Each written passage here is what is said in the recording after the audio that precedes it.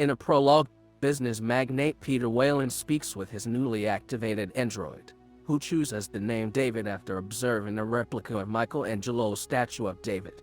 Whalen tells David that one day they will search for mankind's creator together.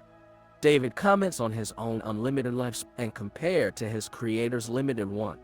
In 2104, 11 years after the Prometheus expedition, the colonization ship Covenant is bound for a remote planet, Aregi 6, with a crew of 2,000 colonists in stasis and 1,140 human embryos aboard. The ship is monitored by Walter, the newer android model that physically resembles David. A stellar neutrino burst damages the ship, killing 47 colonists. Walter orders the ship's computer to wake the crew, which includes several married couples. The ship's captain, Jake Branson, is burned alive when his stasis pod malfunctions. While repairing the ship, the crew picks up a radio transmission from a nearby, habitable planet. Against the objections of Daniels, the new captain, Orm, decides to investigate the new world, Planet 4. As the Covenant remains in orbit, an expedition team descends to the Earth-like planet surface and tracks the transmission signal to a crashed alien ship. Crew members Ledward and Hallett are infected by alien spores that spew from fungal plant life. Orm's wife Corinne helps the rapidly sickening Ledward back to the lander where Maggie, the pilot, quarantines them both inside the medbay. A small, pale, alien creature, Neomorph, bursts from Ledward's back, killing him. It quickly attacks and kills Corinne. Maggie attempts to kill the creature with a shotgun, but triggers an explosion which kills her and destroys the lander. The Neomorph escapes while a similar creature bursts from Hallett's mouth. The Neomorphs attack the remaining crew members and kill one. The crew manages to kill a Neomorph, with Walter losing his left hand, before David, who survived the Prometheus mission, scares away the other. He leads the crew to a temple in a city full of corpses of humanoids, engineers. David tells them that upon his and fellow Prometheus survivor Elizabeth Shaw's arrival at the planet, their ship released a black liquid weapon which annihilated the native population, and that Shaw died when the ship crashed in the ensuing chaos. After the crew members tell David of their mission, they attempt to contact the Covenant but are prevented by a powerful, hurricane-like storm. David and Walter establish a brotherly bond when David teaches his counterpart how to play the flute, unlocking one of Walter's latent higher functions. The surviving Neomorph, having grown rapidly to human size, infiltrates the structure and kills crew member Rosenthal. David tries to communicate with the creature by exhaling near his mouth, but is horrified when Orm kills it.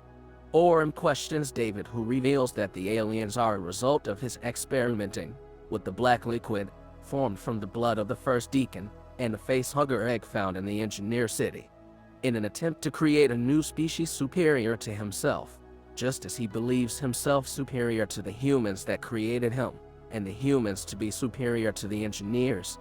He shows Orm an egg-like pod and tricks him into peering inside when the top opens.